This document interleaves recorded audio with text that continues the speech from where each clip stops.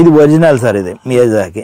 ఇప్పుడు మన వాళ్ళు కొన్ని ప్రముఖమైన ఛానల్లో టామీ అట్కిన్స్నే మియాజాకి అని చూపించడం జరుగుతుందండి. నేను దానికి దీనికి కూడా మీకు కంపేర్ చేసి చూపిస్తానండి. మీకు ఆ వెరైటీ వేరండి, టామీ అట్కిన్స్ అండి. అది అమెరికన్ వెరైటీ అండి. అది కూడా అది మన షుగర్ పేషెంట్లు కూడా తినొచ్చు అని చెప్పి అమెరికా వాళ్ళు ఒక విడుదల చేశారండి దాని జీవో.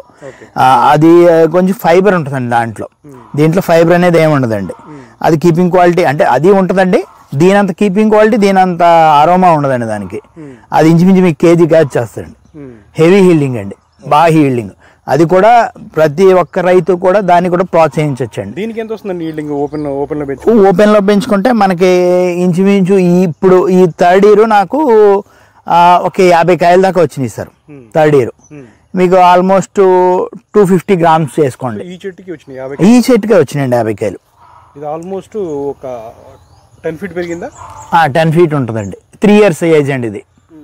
3 years ఏజ్ అండి. ఇంకా కాయలు అయిపోయినాయండి. ఇవన్నీ కాయలే అండి. ఇదన్నీ